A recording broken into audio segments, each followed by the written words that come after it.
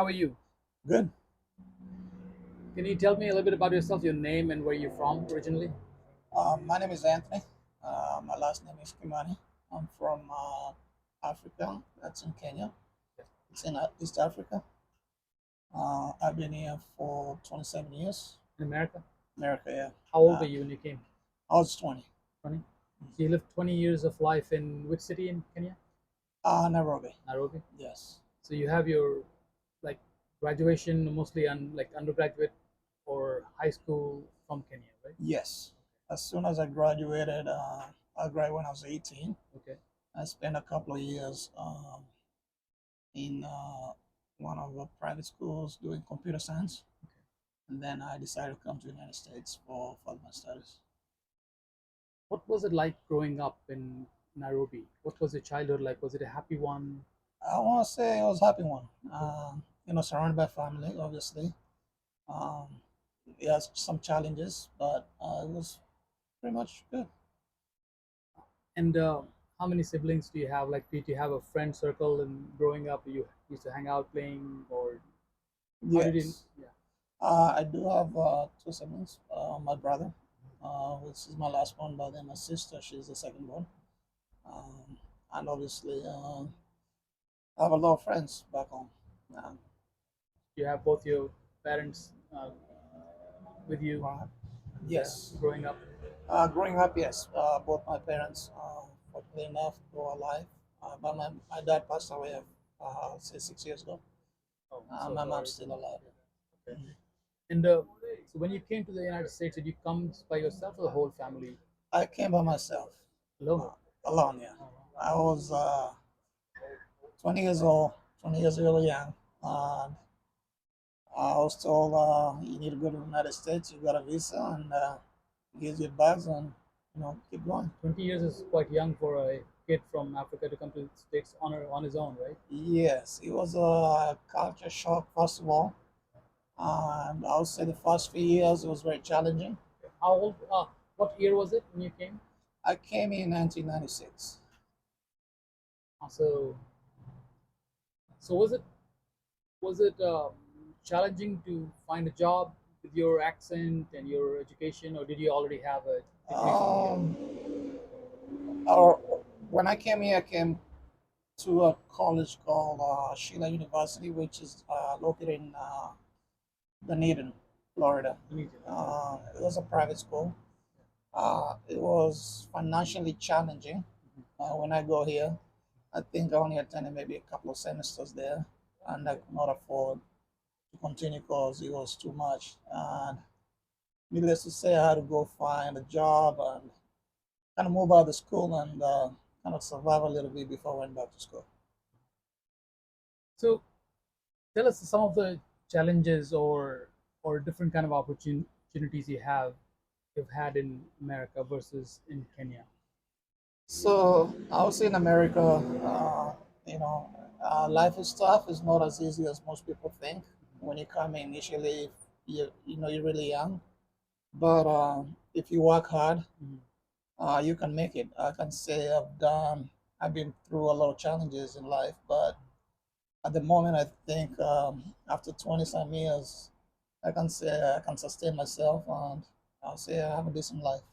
Looks like you've done well for yourself and you moved up, you've got your education, and you Yes, built a life for yourself here. yes. Would you tell something similar to your younger self if you were, suppose a younger kid, 20-year-old kid was coming from Nairobi to Kenya, America now? What would you advise? I think my biggest advice is to keep yourself grounded. Um, Grounded, grounded. grounded. Yes. Okay. Uh, What do you mean by that? Like, don't go partying?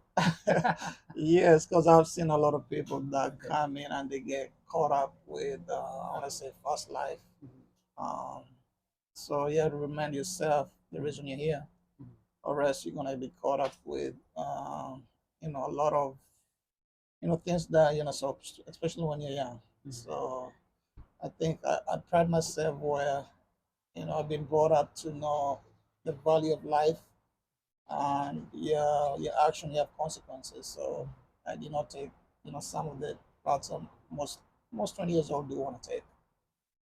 So you come here. keep your focus, right? Keep your focus. Okay. Keep your focus and grind as much as you can, Okay. because it's not easy as most people think it is. Mhm. Uh, Especially when the people advising you, they've never been here, Mhm. but they're expecting you to, come in and make a lot of money, which is, it's a myth. Mhm. Um, it takes a while, but again, it's a grind. It's a grind.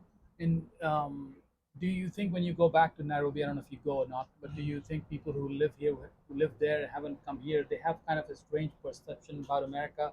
They think life is easy, it's all about party. Yeah. Yes, because I can give you an example. When I came here originally, obviously they send you and they say, okay, you're gonna go to America. You're here, you'll be able to sustain yourself.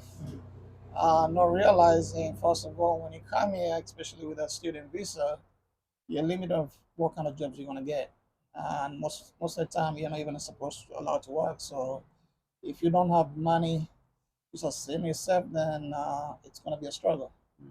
So it takes a while to get everything going. Do you think you had to work extra hard to be where you are at in the United States than you would have in Kenya? I think so. Yeah. When I left when I was 20, I was actually doing my own business, retail business, which was a family business, and I was gonna get into my own branch off from my parents' business, which I was making a decent money. But when I came to the United States just to come to school, that life changed. I became a student with no job, How did it and feel from being a business owner to becoming a student and becoming from having money to having no money? again, that's the part I say you have to be grounded, and you remind yourself you got a bigger picture. Uh, because it's weird when you have money in your pocket and you can do whatever, and then you come here and you know trying to find yourself, living that business. You can always look at yourself like, I wish I'd have stayed, but again, it's looking at that bigger picture, and I think it paid off eventually. Do you think, having lived here for 26 years, it's you've learned that being poor in the richest country in the world is harder than you think? It's harder when you see everybody else making it, Right. and you question yourself most of the time. Be like, why me? But again, it's just a reminder that nothing comes for free, and you have to work as hard as you can. One thing, you got opportunities here to be able to make it. You can't be lazy. You have to do what you have to do. It's a 24-hour economy, so Right. most 24-hour places, economy. Please yes. elaborate. What do you mean? Uh, for example, in Kenya, most people work nine, during the day. At nighttime, it's most places are closed. So you can't find restaurants open at midnight. Over here, you can. Businesses open 24 hours. Most places are closed. So over here, you can have 24-hour job. 3, 4 jobs, which I had to do sometimes. To make it happen. Do you think people like,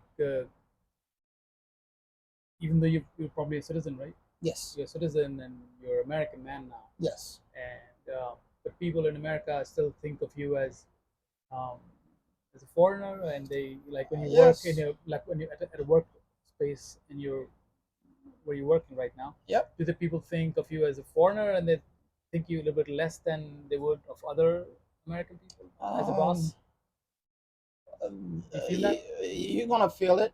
Okay. Some people let you know, Mhm. on your face. Okay. Some people might, but you're gonna find challenges, Mhm. especially,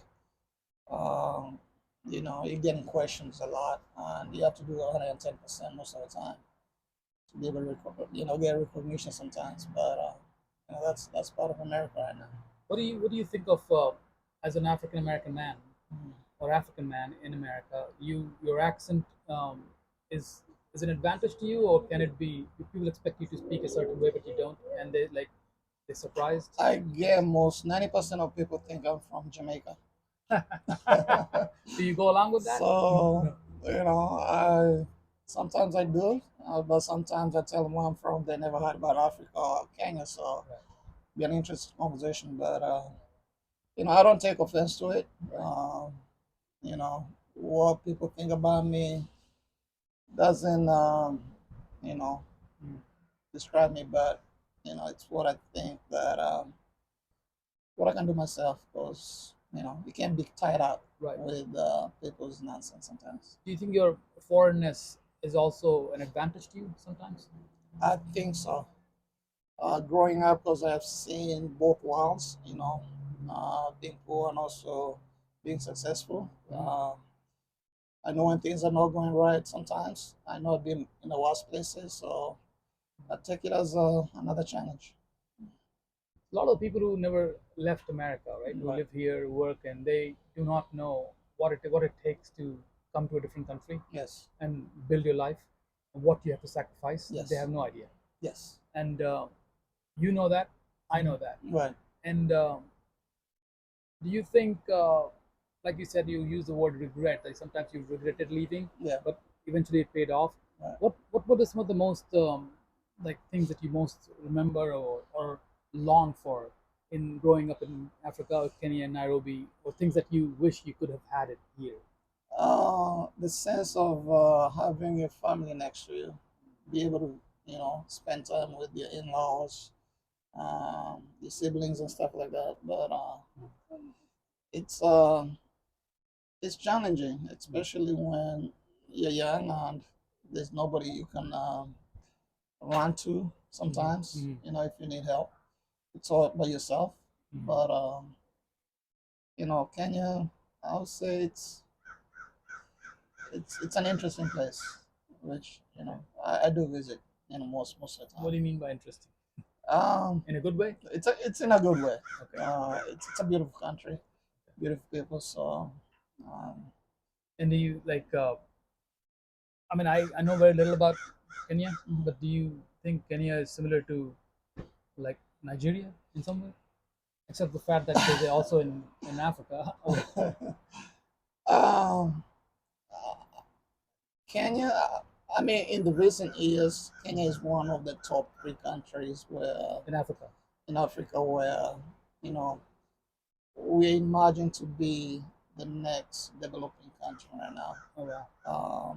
Business hubs have been created because of obviously we have English as our main instructional language, so we're getting most of tech companies coming to Kenya, outsourcing there. So um, yeah, Do it's you speak English as the first language, or uh, English was my second language. what's your first language? Uh, Actually, my mother tongue is Kikuyu, which is a tribal language, but also Kiswahili, which is the national language.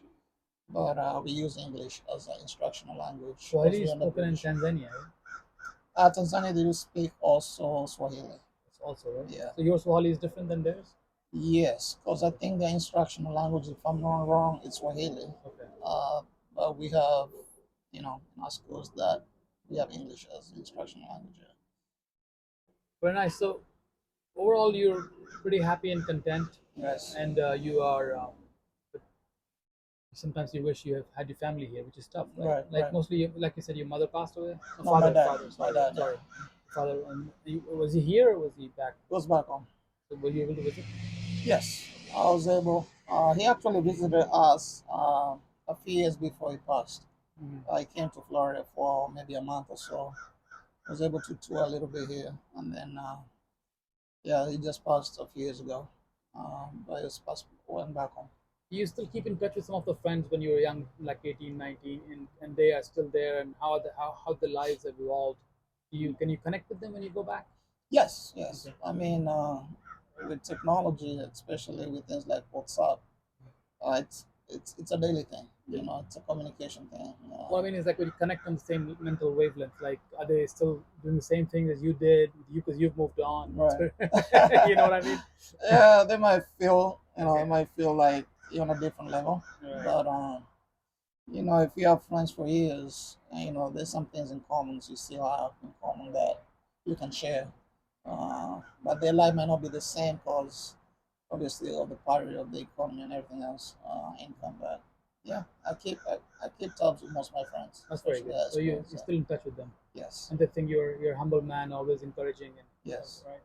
That's very good because like some of my friends might think of me as become arrogant, maybe yeah, even though I'm not trying to be a yes. because you change over time, You right? change it.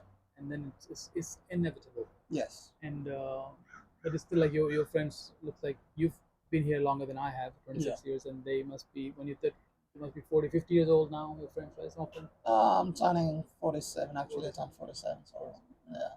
All right. And you are married to another Kenyan woman, or you're married No, no. My you wife is from here. from here? Yeah. Oh, very nice.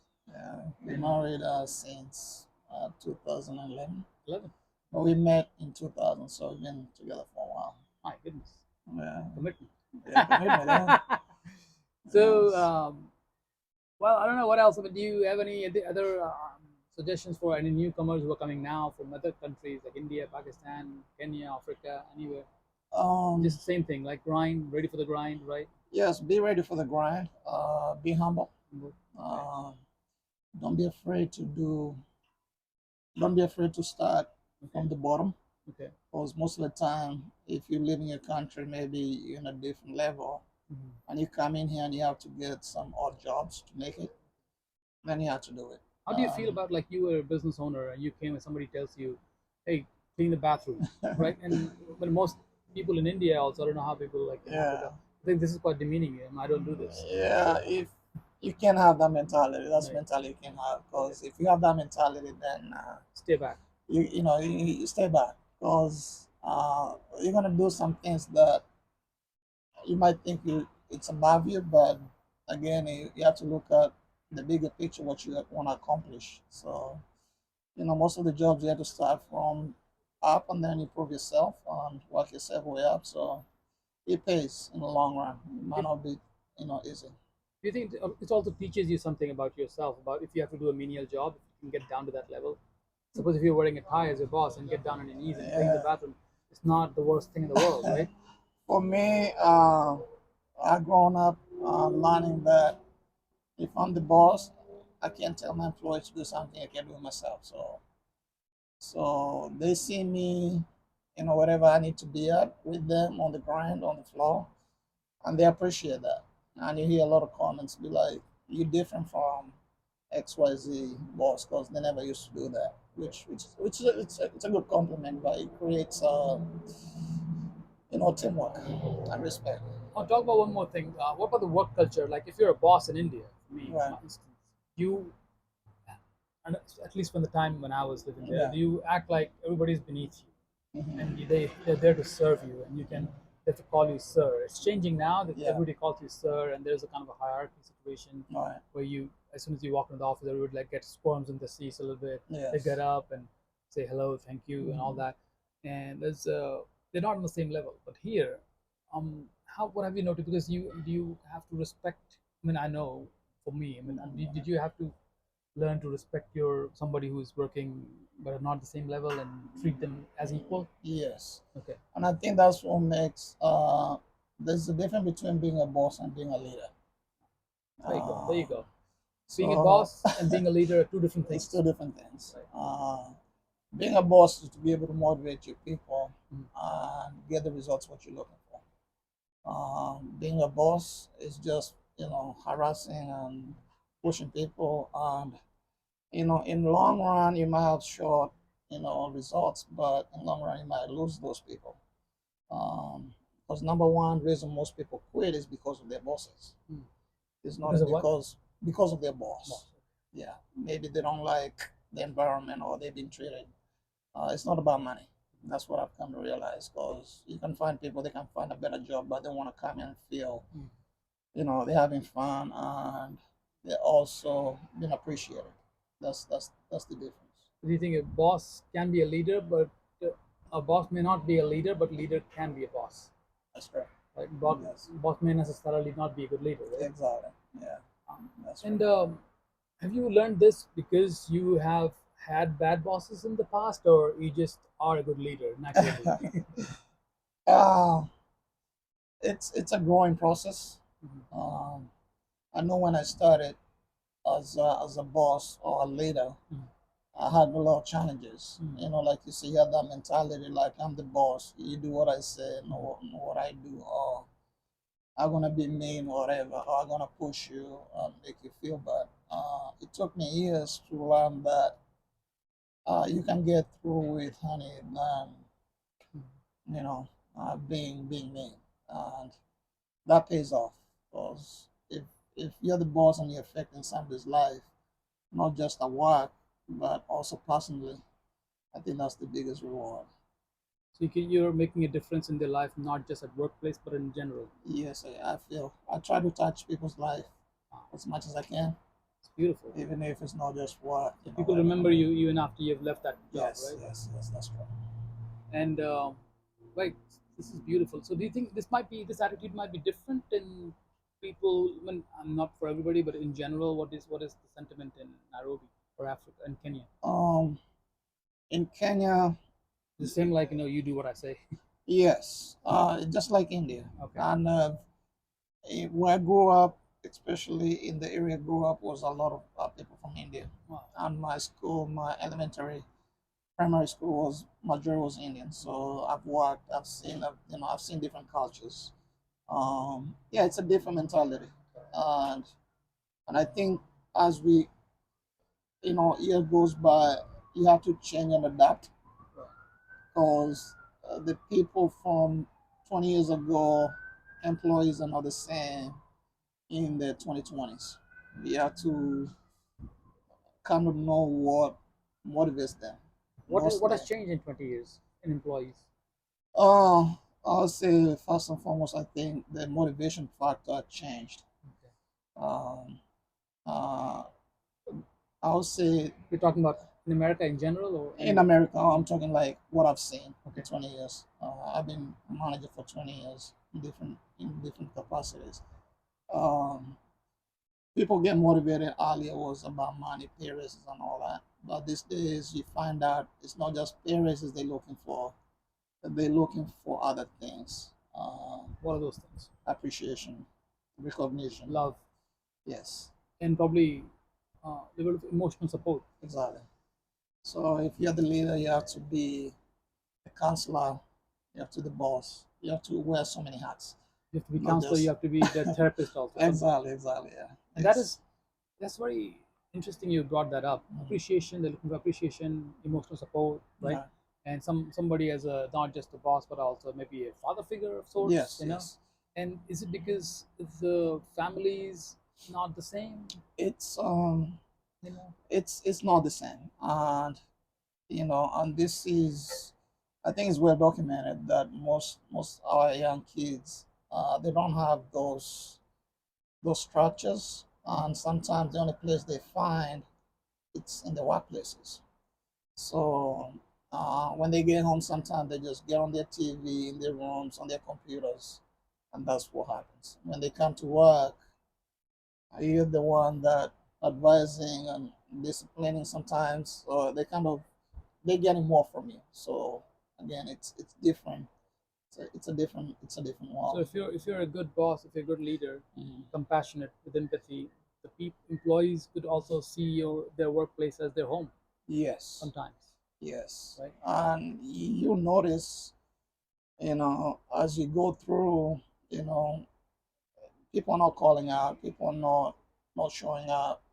They want to be at work, or they calling to come to work, or they come in, their demeanor changes because they feel like they are part of the family. I think that's what most people um, kind of need to realize. It's a different one. Wow, thank you so much for No this problem. insightful conversation, Anthony. I really appreciate it, Thank you. and I wish you good luck. Thank you. Okay. No.